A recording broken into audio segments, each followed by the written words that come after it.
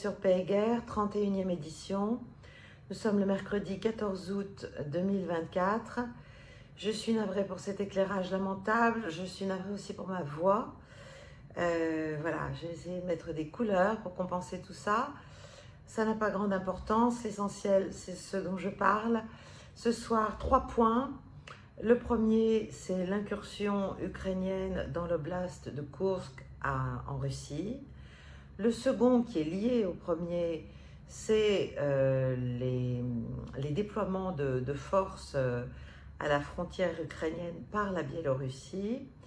Et le troisième point touchera le Moyen-Orient pour voilà, vous dire un peu ce que l'on peut savoir ou comprendre de l'état des négociations et notamment de la représaille iranienne aux derniers assassinats israéliens. Voilà. Donc, 3 points.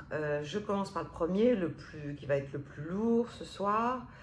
Eh bien, depuis plus d'une semaine maintenant, tous nos médias ont repris du poil de la bête sur l'Ukraine, n'est-ce pas? Et vous parlent avec des trémolos dans la voix de l'extraordinaire offensive, carrément, hein, offensive des forces ukrainiennes sur le sol russe, enfin, qui renversent la vapeur et qui sont le prélude peut-être à carrément une bascule du jeu et du rapport de force en faveur de l'Ukraine. Ça se passe donc dans l'oblast de Koursk, frontalier de l'Ukraine, et pas très loin de Belgorod. Alors, que faut-il penser et savoir? Bon, est-ce que c'est un game changer? Personnellement, j'en doute. Est-ce que c'est donc cette victoire dont rêvent les donneurs d'ordre de Kiev et certainement, évidemment, le gouvernement de Kiev, parce qu'évidemment, à Washington comme à Kiev, il faut justifier politiquement l'abondance, la folle aide financière et en armement qui est donnée à l'Ukraine depuis, à vrai dire, des années, mais officiellement depuis 2 ans et demi. Et il faut justifier ça par des victoires sur le terrain. Or, on sait que depuis maintenant plus d'1 an, depuis le printemps dernier, à vrai dire, et en tout cas depuis le lancement officiel de la dernière offensive ukrainienne, eh bien, il n'y a pas eu véritablement d'avancée. C'est la Russie qui a la main sur les opérations militaires et qui met en pièces l'armée ukrainienne en dépit de toutes les rallonges budgétaires et de toutes les armes qui peuvent arriver, qui ne sont évidemment jamais suffisantes. Mais enfin, voilà, quand on connaît aussi le niveau de corruption, on peut se demander quand même où passe tout cet argent. Bon, on l'a dit à plusieurs reprises et beaucoup de spécialistes sérieux le disent, il y a des problèmes à tout niveau dans l'armée ukrainienne qui ne tient pas du tout la distance en fait par rapport à la Russie en qualité, en quantité, en nombre d'hommes, en munitions, en missiles, en chars, en tout, en tanks, bon voilà. Donc ces victoires sur le terrain se font attendre cruellement. Et là, voilà que soudainement, on se met à pouvoir rêver de nouveau, n'est-ce pas? Donc, je vais échauder ces espérances, vous en doutez.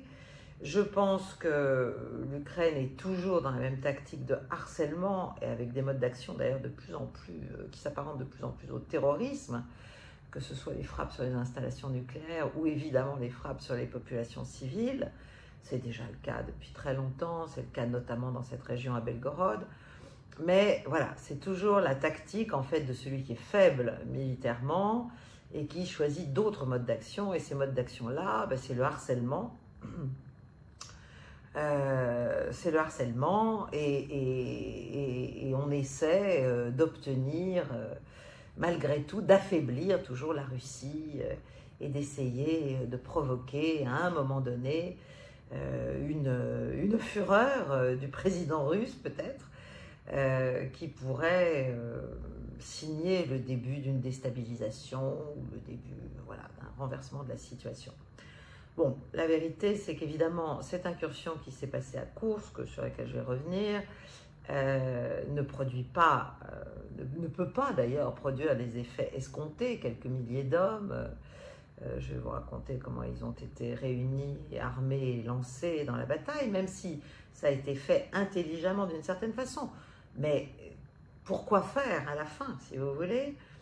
Si l'objectif est d'adoucir Moscou dans l'idée de négociations futures, évidemment, c'est complètement contre-productif. Mais ça, les Ukrainiens le savent bien. Ils font semblant de dire que ça pourrait porter la menace sur le territoire russe et donc pousser le gouvernement et le président russe à plus de bonne volonté, n'est-ce pas, dans d'éventuels pourparlers de paix. Bon, Vladimir Poutine a dit, et pas lui seul d'ailleurs, que tant que l'Ukraine bombarderait des centrales nucléaires en faisant craindre des incidents gravissimes à tout point de vue, et tant qu'elle bombarderait les populations civiles, évidemment, on était très très loin de pouvoir se mettre en situation de négocier. C'est pas comme ça que ça marche.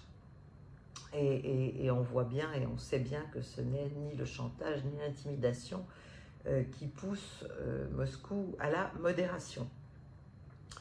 Bon, ça n'empêche pas les Ukrainiens de continuer. Les bombardements sur la centrale de Zaporizhia ont recommencé et aussi sur la centrale qui est dans l'oblast de Koursk, qui elle est en activité alors que Zaporizhia a été très largement désactivé, entre guillemets, enfin ses réacteurs ont été désactivés parce qu'ils étaient bombardés sans arrêt par les forces ukrainiennes.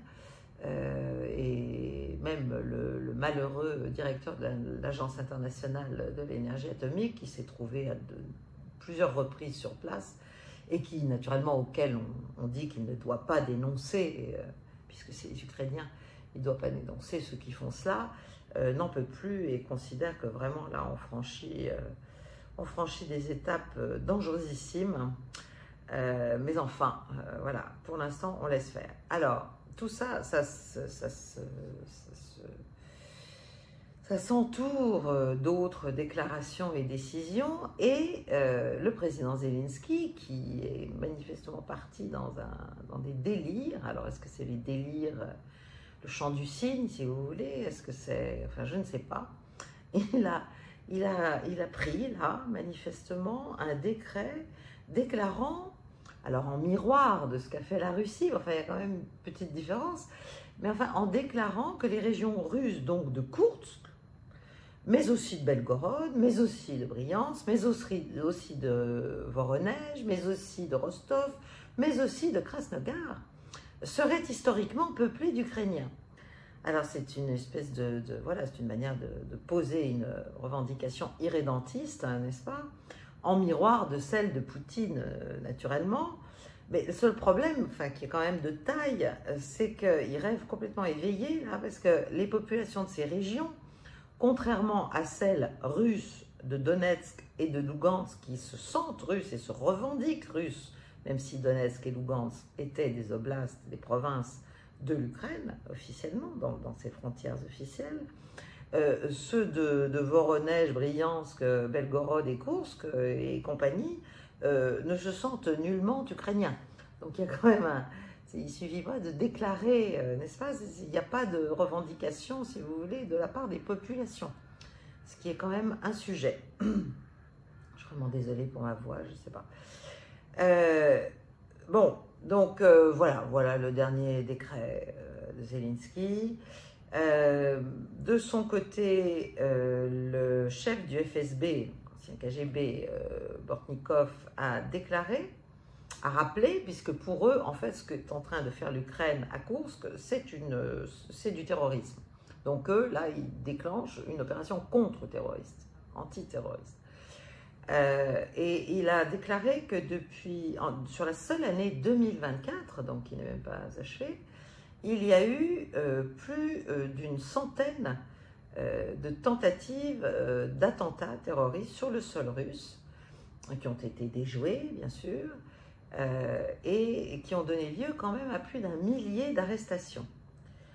Bon, alors, pour revenir à ce qui s'est passé à Koursk, Donc on voit bien cette stratégie de harcèlement. Là, c'est pas du grignotage, parce que l'Ukraine n'en est pas capable, mais c'est du harcèlement, et c'est effectivement des modes d'action terroristes. Bon, on le voit sur Belgorod depuis des mois, ça n'a pas l'air de traumatiser outre mesure nos grandes consciences, n'est-ce pas? Mais en fait, c'est quand même le cas. Alors, pourquoi cette incursion? Alors, Zelensky dit, ben voilà, nous avons montré que nous aussi, nous sommes capables d'entrer sur le territoire ennemi. Bon, jusque-là, très bien. Ça va tout changer, ça va faire peur au peuple russe. Alors là, déjà, là, on se demande quelle est sa grille de lecture de l'état de la société russe et de son attitude vis-à-vis de ce qui se passe en Ukraine. Et ça va le pousser à sortir Vladimir Poutine du jeu politique, et donc ça va conduire la Russie à négocier enfin sur une paix juste. C'est l'expression du président ukrainien qui explique que voilà, sinon toutes ces offensives s'arrêteront, n'auront pas de fin, on continuera à harceler la Russie tant qu'il n'y aura pas de paix juste, c'est-à-dire aux conditions de l'Ukraine qui sont les conditions d'un vainqueur alors qu'elle est vaincue. Bon. Voilà, donc là, on est bon. Alors, sur cette incursion, d'abord, elle a réuni quelques milliers d'hommes. Les chiffres diffèrent. On parle de 1000, on parle de 6 à 8000. Bon. Donc, ça doit être quelque part entre les deux. Je n'en sais pas vraiment plus, en tout cas pas de manière certaine. Les représailles ont évidemment commencé. Non seulement sur la zone, mais aussi à Kiev. Les Russes ont aussi fait partir dans les banlieues de Kiev un certain nombre de missiles et de drones. Ils détruisent les tanks ukrainiens tant qu'ils peuvent dans la zone de Koursk. Et donc, les pertes ukrainiennes vont là encore... ça ne va pas bien se terminer pour les forces ukrainiennes. En fait, on s'enfonce dans un scénario délirant, si vous voulez, qui consiste à fabriquer des événements, des coups de force, des incursions, des diversions, tout un tas de choses, qui n'ont pas de sens militaire au plan global de ce qui se passe sur le territoire ukrainien et même à l'échelle de la Russie, de l'ensemble, si vous voulez. Mais pourquoi? Pour nourrir le mensonge dans lequel on a entretenu les populations occidentales depuis 2 ans et demi, et aussi bien sûr le peuple ukrainien auquel on ment, mais alors abondamment, sauf que maintenant il s'en rend compte parce qu'on est en train depuis des mois déjà d'attraper ses enfants, littéralement l'assaut pour les envoyer se faire tuer au front. Donc on nourrit ce mensonge et on nourrit l'utopie d'une victoire qui sert, encore une fois, les pourvoyeurs d'aide à l'Ukraine, ceux qui ont expliqué qu'il était nécessaire de faire cette guerre contre la Russie, qu'il est nécessaire de la poursuivre, qu'il n'est pas question de trouver ou de faire droit à un certain nombre de préoccupations sécuritaires russes pour retrouver un équilibre et une paix relative en Europe. Voilà, donc ça passerait évidemment par la reneutralisation du territoire ukrainien, etc. etc. Donc, l'entourage du président Zelensky, parce qu'évidemment, c'est pas lui qui a trouvé ça tout seul, son chef d'état-major, Syrsky, son chef du renseignement, notamment militaire, Boudanov, son conseiller, son éminence grise, son Richelieu, si vous voulez, Yermak, qui est un homme dangereux, qui est un homme extrémiste aussi. Pourquoi se prêtent-ils tous à ce jeu? Il se dit qu'il y a eu, et c'est là que ça devient inquiétant, des généraux américains, ou en tout cas des officiers américains impliqués dans la préparation de cette offensive, et puis aussi, bien sûr, des Anglais, mais ça, c'est plus un scoop du tout, les Anglais sont partout à la manœuvre sur le territoire ukrainien, et des Polonais. On dit qu'il y aurait eu aussi des Français, qu'on parle français, qu'on a entendu parler français, qu'il y avait des mercenaires, so-called français. Je n'en sais rien. Je n'en sais rien. J'espère que non. J'espère qu'on ne s'est pas prêté à ça. Parce que là, on attaque le territoire russe pré-2014. Donc, pré-Maïdan. Donc, la Russie. Voilà. La Russie dans ses frontières. Alors, donc, les hypothèses, est-ce que l'idée, c'était de vouloir, via Koursk, aller jusqu'à Belgorod, prendre Belgorod, terroriser la population russe? Oui, ça ne m'étonne pas. Mais ce qui est manifeste, c'est que plus les armées russes ukrainiennes sont désespérées, plus leurs actions sont dangereuses et désespérées elles aussi, pour que l'aide et pour que la corruption se poursuive et pour que la fin de la pièce n'arrive pas, en fait, pour que le dernier acte n'arrive pas. Donc c'est vraiment encore une minute, monsieur le bourreau, mais c'est aux dépens quand même des autres, hein, et aux dépens des Ukrainiens, et aux dépens bien sûr des Russes qui se font tuer, il y en a évidemment, et en l'espèce d'ailleurs, c'est un combat assez difficile, parce que c'était l'endroit du front qui était effectivement assez fragilisé, ou en tout cas relativement dégarni, ce qui est étonnant, parce que les Russes ont déjà connu ça à plusieurs reprises depuis 2022, mais bon, manifestement, ils n'ont pas mis assez de troupes d'une manière assez uniforme. Mais au-delà de ça, est-ce qu'on ne peut pas penser que l'idée est en fait de pousser Moscou à une représaille forte qui donnerait enfin un prétexte aux forces de pays de l'OTAN pour entrer officiellement, conventionnellement, je l'espère, dans un affrontement direct contre les forces russes en Ukraine. Je ne sais pas, je pense que c'est un mélange en fait de tout cela, c'est un mélange de désespoir, c'est un mélange de je suis prêt à tout, voilà, allons jusqu'au bout, il faut que l'aide se poursuive, et pour ça, ben, s'il faut taper les centrales nucléaires, mais on les tape, hein, et on les tape, voilà. Que ce soit le drone kamikaze qui a frappé Zaporizhia, alors évidemment les Ukrainiens ont expliqué que c'était une espèce de feu que les Russes avaient allumé, etc. Enfin quand même, ce drone a été lancé de Nikopol, donc dans une région de l'Ukraine, et même l'AIEA qui est là, a entendu des explosions. Bon, ils peuvent évidemment pas dire que c'est les Ukrainiens, parce que voilà, ça ne se fait pas de dire la vérité sur ce sujet, bien sûr, parce que ça quand même, ça révèle assez clairement le jeu dangereux et totalement irresponsable joué par les forces ukrainiennes dans ce type d'attaque. Mais voilà, donc c'est probablement pas un feu de joie, n'est-ce pas, qui a été allumé par les Russes. Pourquoi d'ailleurs, on se demanderait. Non, c'est probablement bien une attaque sur Zaporizhia, et surtout c'est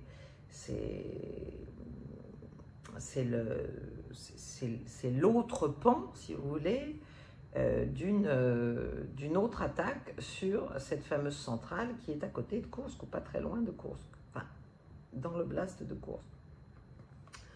Donc, voilà, tous les observateurs, tous les gens qu'on peut lire qui sont sérieux, tous les analystes, expliquent que bon, c'est un stade un peu de désespoir terminal des forces ukrainiennes, mais ça ne veut pas dire qu'elles n'ont pas encore d'autres tours plus ou moins tordus et dûment conseillés, tels qu'elles le sont, dans leur besace. Donc, pour moi, si vous voulez, ce qui est le plus intéressant finalement à voir, c'est qu'en fait, ça s'adresse moins aux Russes, en dépit de ce qui est dit, qu'aux partenaires de l'Ukraine, qu'aux financiers de l'Ukraine, qu'au soutien de l'Ukraine, c'est-à-dire à nous tous, en fait, aux États-Unis, mais aussi en Europe, l'Ouest en général.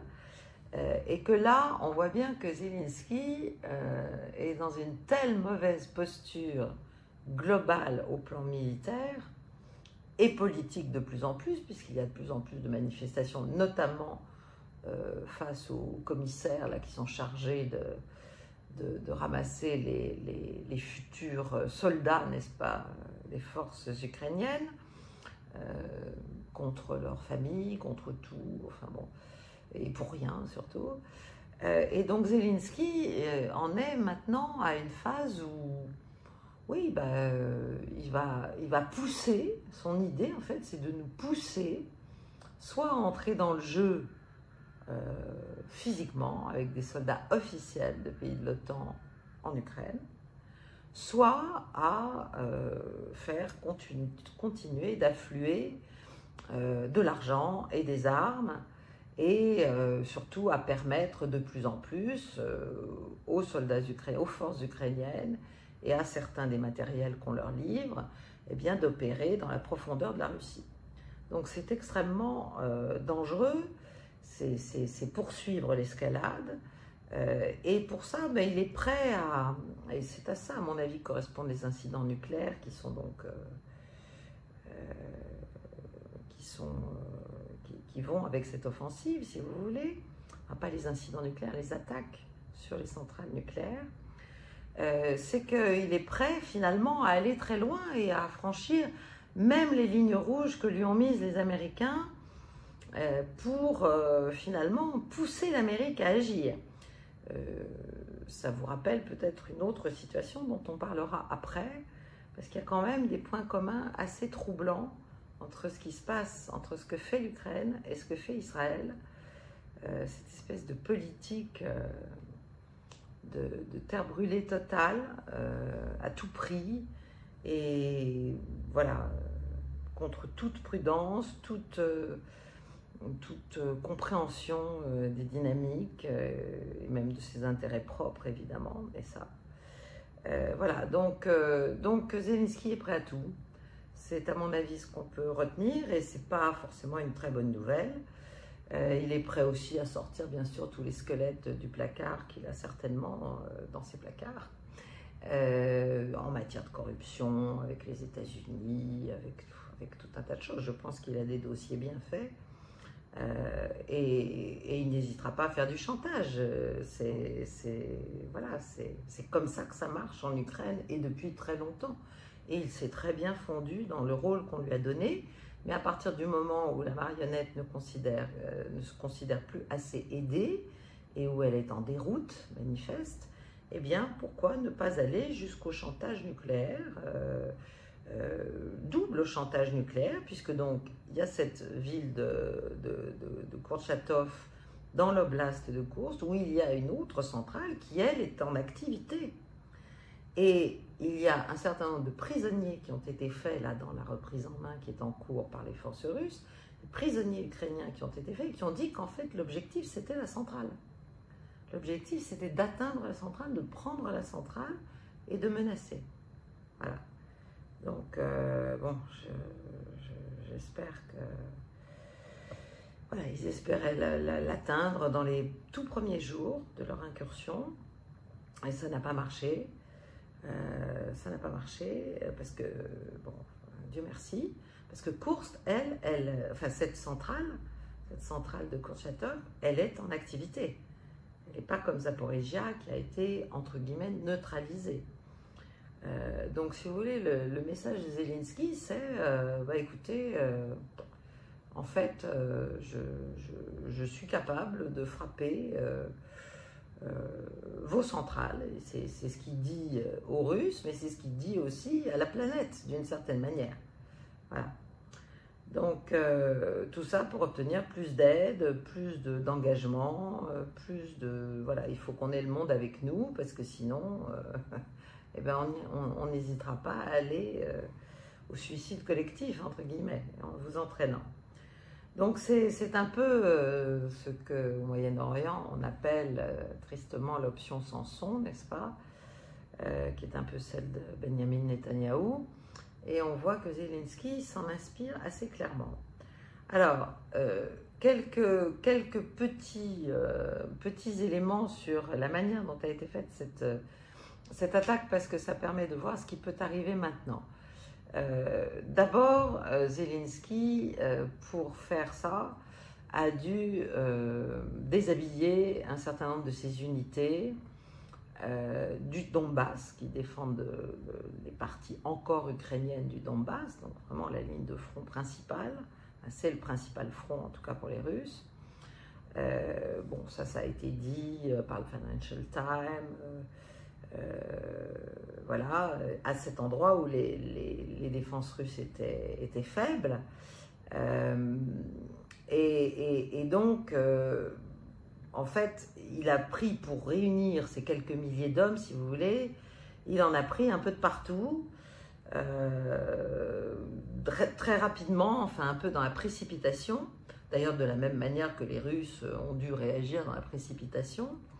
Et donc on a envoyé voilà, tous ces soldats avec 1 ou 2 jours de préavis, si vous voulez. Donc quand même, il a affaibli ces lignes pour lancer cet axe, si vous voulez, d'offensive, dont on se demande où elle doit aller. Bon. Donc il a affaibli ses réserves du Donbass, alors que la Russie, elle, l'a très peu fait. Elle a utilisé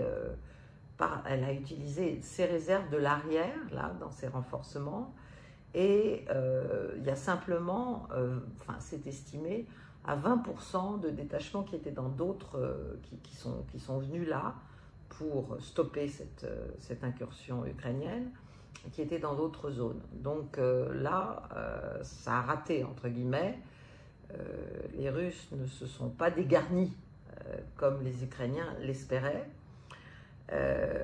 Donc ensuite, ça a donné une impression un peu de masse, mais en fait, c'est très hétérogène ce qui a été réuni là, que ce soit dans les équipements, que ce soit dans les différentes unités, dans les subdivisions, bref, c'est pas du tout, il a pris ça dans des brigades qui étaient elles-mêmes déjà pas très homogènes et dans des bataillons qui n'étaient pas très homogènes non plus.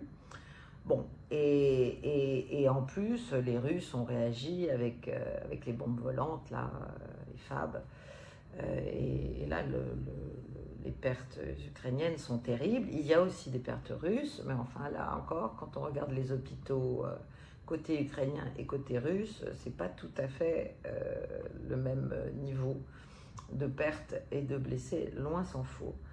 Donc, voilà, l'Ukraine a effectivement blessé la Russie, si vous voulez, mais un petit peu.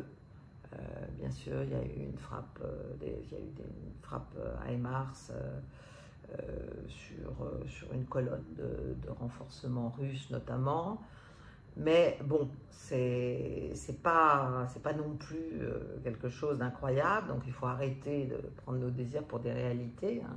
Quand je dis nos désirs, je parle naturellement des gouvernements occidentaux, hein. Je ne parle pas ni de moi, ni des gens un peu réalistes dont le désir est surtout que ce carnage s'arrête.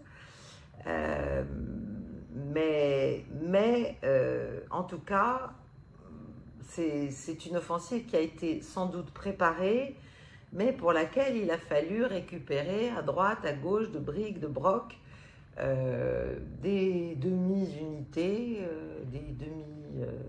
voilà, des petits morceaux et faire une force qui a été lancée qui a été lancée dans cette région. Alors, évidemment, ça peut montrer que c'est peut-être la fin tout simplement de l'Ukraine.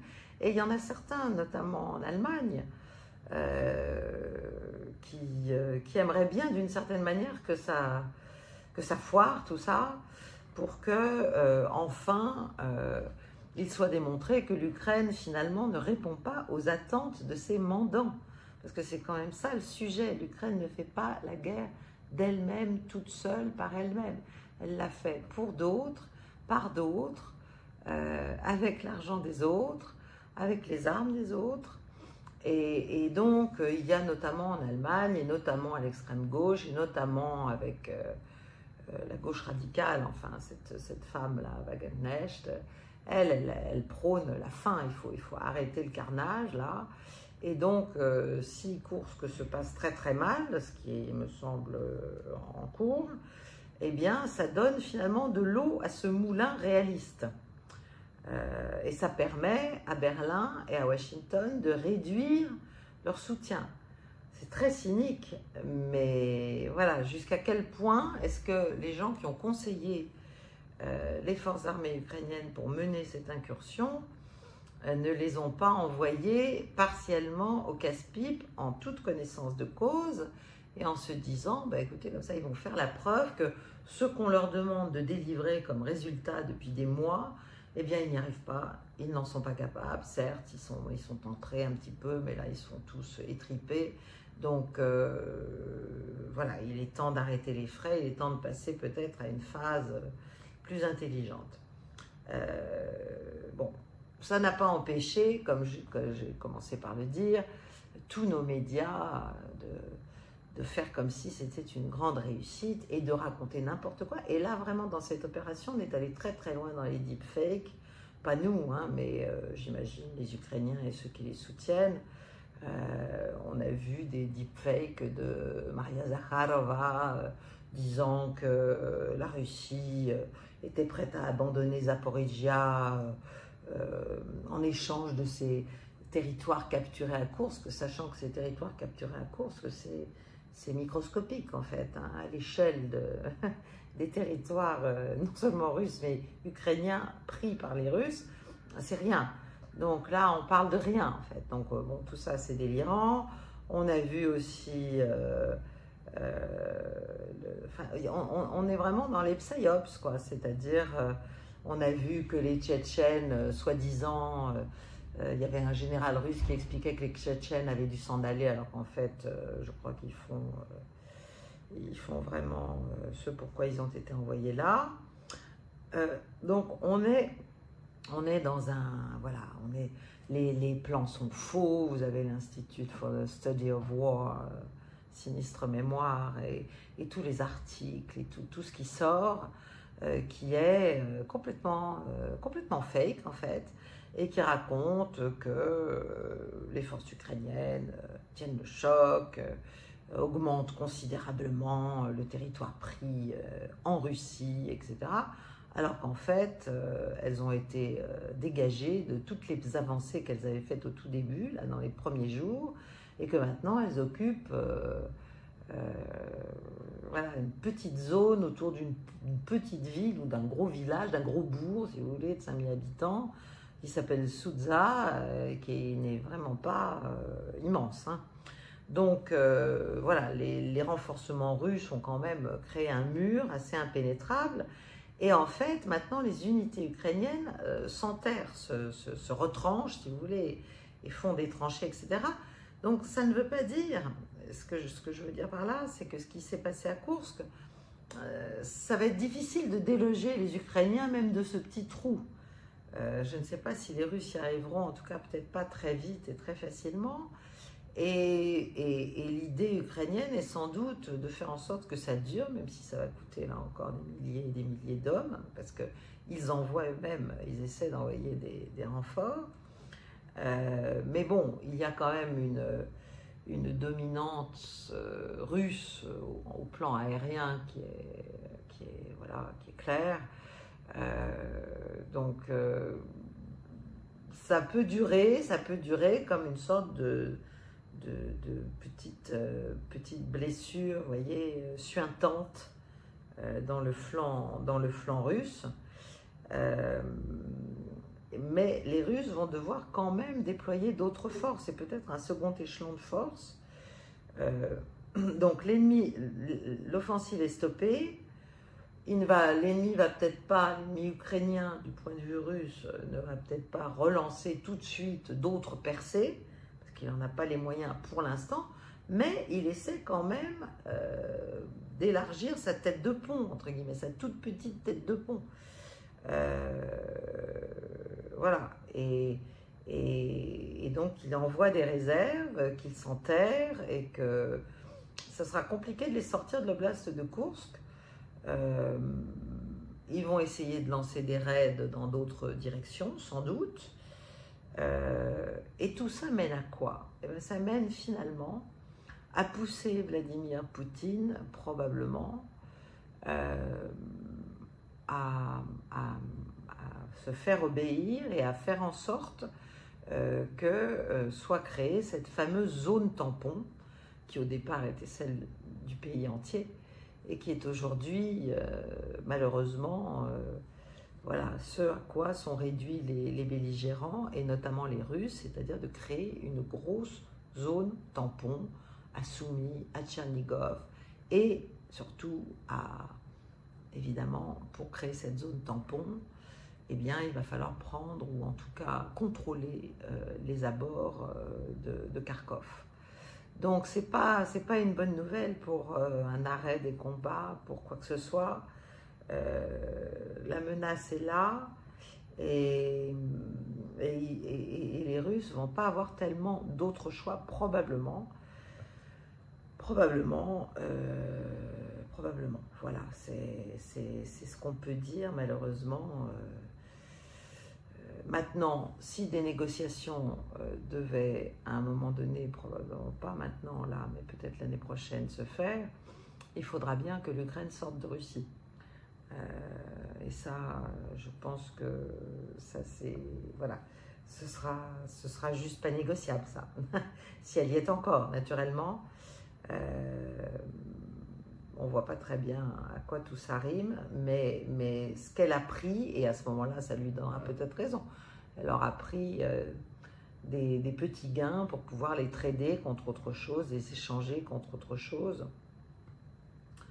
Mais en tout cas, il y aura une pression internationale pour qu'elle sorte du territoire russe pré-2014.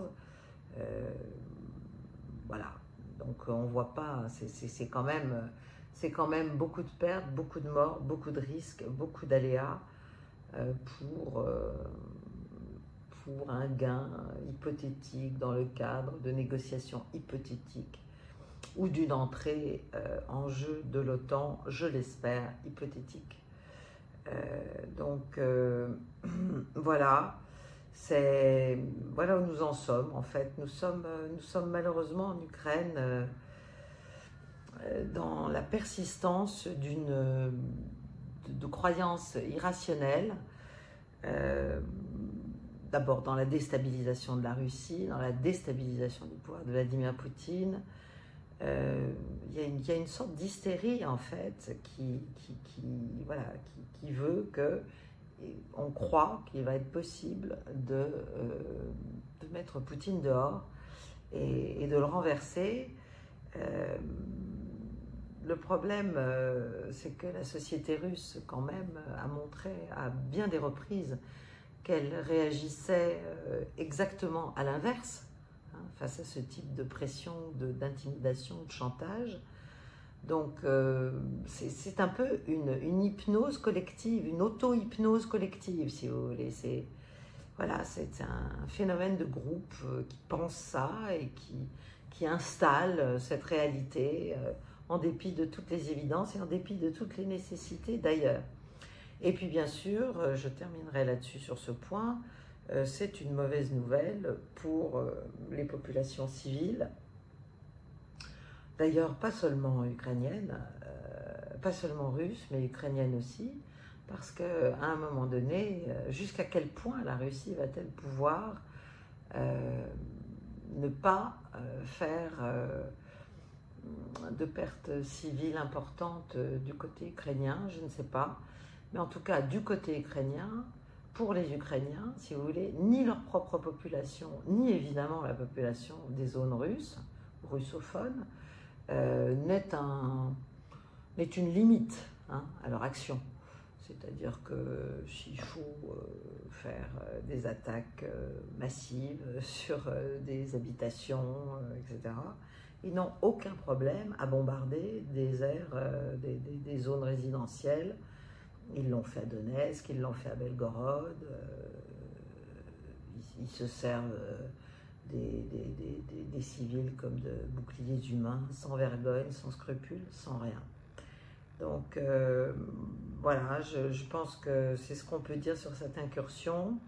Elle n'est pas importante, elle est sous contrôle, mais elle est le prélude à des développements, à mon avis, assez inconscients d'un pouvoir ukrainien qui est de plus en plus aux abois et qui veut tout faire pour que le soutien occidental ne lui soit plus compté ou pas compté, parce qu'il lui a quand même été rarement compté depuis 2 ans et demi, et est prêt à beaucoup de choses pour ça. Voilà. Alors, deuxième point qui est lié à ce premier point, mais on observe la mise en place de renforcements militaires en Biélorussie, le long de la frontière ukrainienne, et évidemment, on peut se demander pourquoi est-ce que le président Loukachenko envoie des tanks le long de la frontière. Alors, il dit qu'il y a eu des attaques de drones, que c'est pour ça qu'il doit prendre des mesures, mais ça renvoie au point précédent, c'est-à-dire que dans cette option Samson que l'on évoque de plus en plus souvent, l'option Samson, si vous voulez, c'est l'option de la all-in-war, c'est-à-dire sur tous les fronts, l'extension des combats sur tous les fronts possibles, dans toutes les directions. Et ça montre que on est très très proche d'une défaite massive et qu'en fait on essaie de s'en sortir en remisant et en relançant le jeu sanglant. Et c'est le cas de l'Ukraine. Donc, pour attirer l'OTAN officiellement et massivement en Ukraine, aux côtés des forces armées ukrainiennes, évidemment, il y a ce qui est fait à Koursk en ce moment, mais il y a aussi l'idée de pouvoir provoquer la Biélorussie, parce que si la Biélorussie réagissait à une provocation ukrainienne du type Koursk, par exemple, une incursion, et réagissait en envoyant des troupes en Ukraine, alors là, ce serait le prétexte rêvé que certains attendent sans doute pour lancer des troupes baltes, polonaises ou d'autres nations, idéalement américaines, mais ça je pense que ça n'arrivera pas officiellement, en Ukraine au secours, n'est-ce pas, des forces armées ukrainiennes qui auraient été évidemment attaquées d'un seul coup, comme ça. Donc, les drones ukrainiens qui sont allés dans l'espace biélorusse, là, très récemment, ont été évidemment décortiqués, etc. Ils sont pleins de matériel électronique de l'OTAN. Et donc, voilà, c'est ce qui explique ce renforcement des défenses. Les Biélorusses envisagent aussi de fermer l'ambassade ukrainienne à Minsk, il serait temps. Bref, si vous voulez, il y a eu d'ailleurs à plusieurs reprises, ce n'est pas la première fois que les Ukrainiens essaient d'attirer la Biélorussie sur leur territoire, en fait, pour pouvoir déclencher une intervention de l'OTAN. Et puis, il y a d'autres fronts, bien sûr. Pardon, j'espère que je ne vais pas perdre complètement ma voix avant la fin de l'émission. Je suis désolée. Il y a d'autres fronts. Il y a la Moldavie, qui est aussi périodiquement activée, réactivée. Enfin bref, voilà. Si vous voulez, ce qu'il faut comprendre, c'est que maintenant, plus ça va, plus la défaite militaire est évidente, plus les actions désespérées de type terroriste ou de type juste désespérée, idiote, folle au plan militaire, vont se multiplier de la part des forces armées ukrainiennes, avec ou sans l'assentiment des donneurs d'ordre occidentaux, éventuellement contre eux, pour les forcer à continuer à aider Kiev, même malgré leur volonté, ou avec eux pour certaines opérations qui sont menées en très bonne entente. Donc là, on est aussi vraiment dans une dynamique très dangereuse et qu'il faut suivre de très très près. Parce que si l'Ukraine vraiment en vient à mettre en œuvre son option Samson et à jouer cette expansion du conflit dans tous azimuts, ça risque de relancer les combats et de les complexifier encore. Donc voilà, je pense que c'est ce qu'on peut dire sur ce front-là. Je passe au Moyen-Orient parce que j'en suis déjà à 3/4 d'heure si je regarde bien. Alors, Moyen-Orient, bon ben, à quoi jouent les États-Unis? Israël, on sait, joue, son option Samson, joue la politique du pire, en tout cas le gouvernement israélien, puisqu'il y a de fortes dissensions désormais avec l'état-major et même le ministre de la Défense Gallant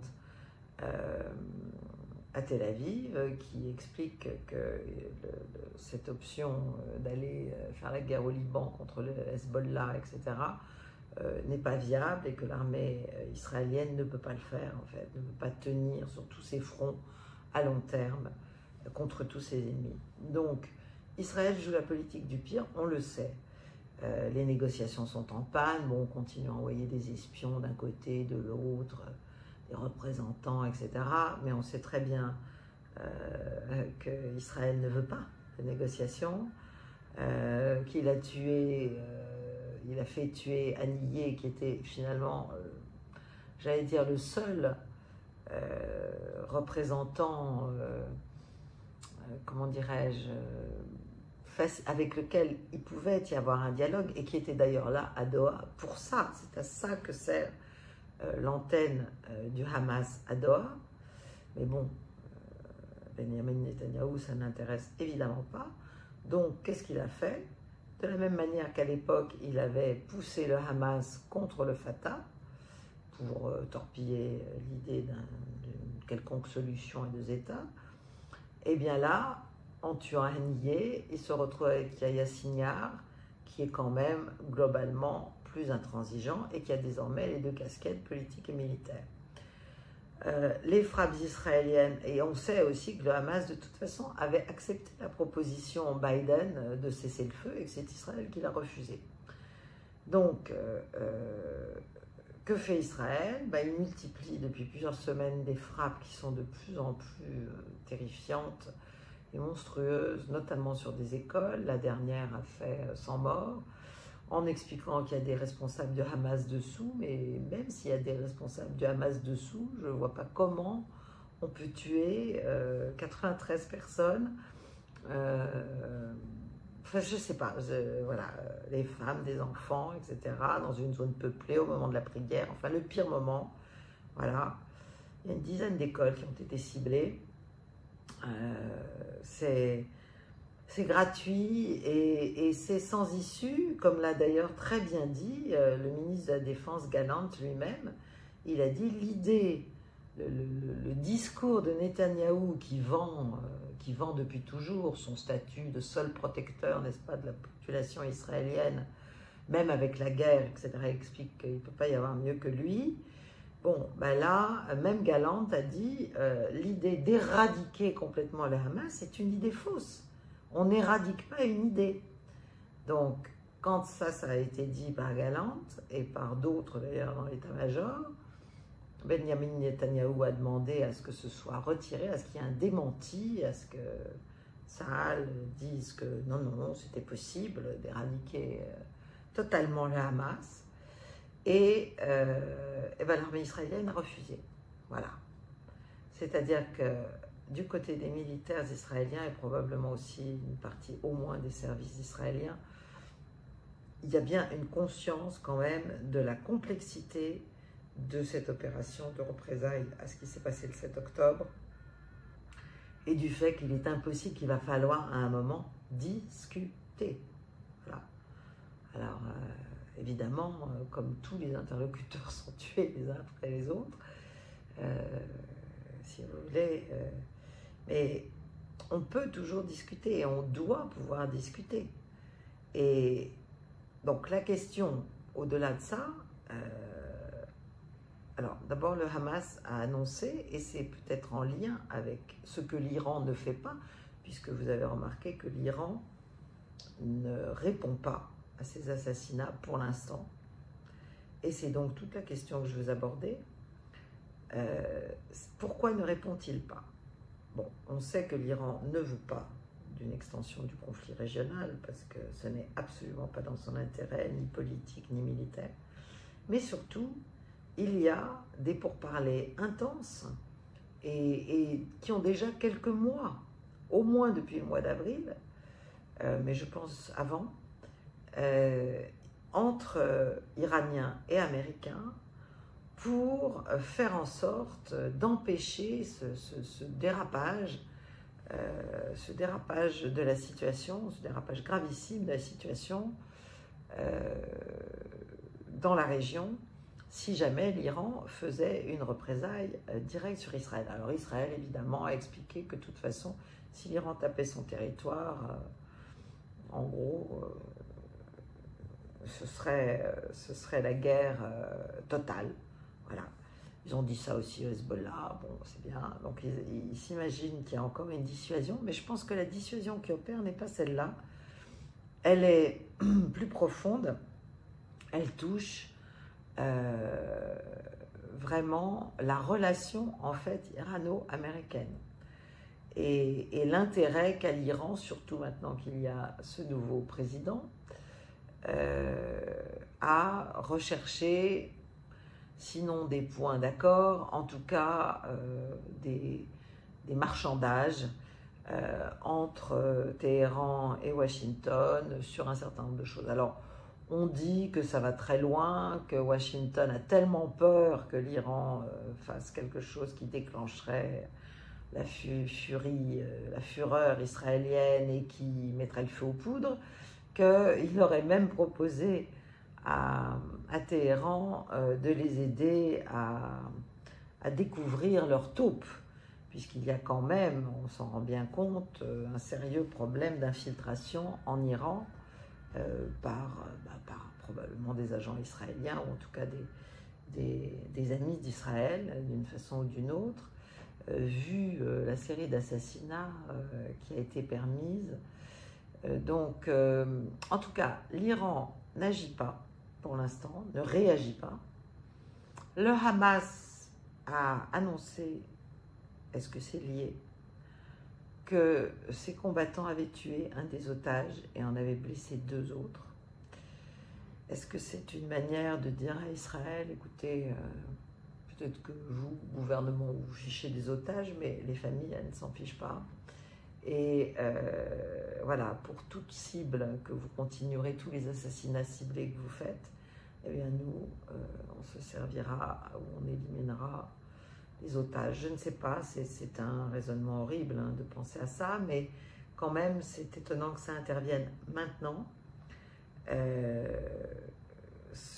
Voilà, la France, bon, là-dedans, elle appelle l'Iran à l'apaisement, mais elle est coincée par sa propre rhétorique du terrorisme, parce qu'évidemment, à partir du moment où vous désignez des gens comme terroristes, vous ne pouvez plus facilement discuter avec eux. Or, le bureau de Doha du Hamas, c'était un bureau où, c'était un endroit où pouvaient se rencontrer non seulement toutes les factions palestiniennes, mais aussi les représentants des chancelleries occidentales, mais aussi des Israéliens, des représentants des services ou d'autres intermédiaires israéliens. Bref, c'était un endroit où on pouvait discuter. Et dans cette région du monde tout particulièrement, ce sont des endroits précieux. Comme Oman d'ailleurs, où manifestement se tiennent des pourparlers justement entre Américains et Iraniens. Donc, il faut relancer la réconciliation interpalestinienne qu'avait essayé de pousser la Chine récemment et qui a été évidemment annihilée par l'assassinat d'Haniyeh. Voilà. Celui qui s'y oppose le plus, à vrai dire, c'est Mahmoud Abbas, du Fatah, de l'ancienne OLP, enfin de l'autorité palestinienne. Mais Mahmoud Abbas est à Moscou, ou en tout cas y était hier, et peut-être Vladimir Poutine peut-il faire quelque chose là-dessus. Ce qui compte, c'est d'avoir des gens qui peuvent parler à tout le monde. Il y a aussi les Saoudiens qui peuvent parler à beaucoup de monde, à mon avis. Voilà, il faut compter sur le fait qu'en ce moment, dans le contexte de l'élection américaine imminente, les États-Unis n'ont pas intérêt à ce que tout explose au Moyen-Orient. Ça exposerait déjà l'impuissance et l'incompétence de l'éventuelle, enfin de la candidate désormais, Kamala Harris. Et donc la question c'est comment faire pour que Téhéran suspende son glaive de manière durable. Mais ça suppose quand même à un moment donné de faire aussi des pressions sur Israël et des pressions qui marchent. Donc voilà où nous en sommes au Moyen-Orient. Pour l'instant, il n'y a pas grand-chose d'autre à dire qui soit vraiment nouveau. Je vais vous laisser parce que je pense que dans 5 minutes, je ne parlerai plus du tout. Je suis vraiment désolée, j'espère que vous arriverez quand même à me comprendre. J'ai été heureuse de partager malgré tout ces quelques minutes avec vous. Je vous remercie de votre écoute. N'oubliez pas de liker, de partager, de vous abonner, de nous soutenir. Voilà. Je ne pense pas pouvoir faire le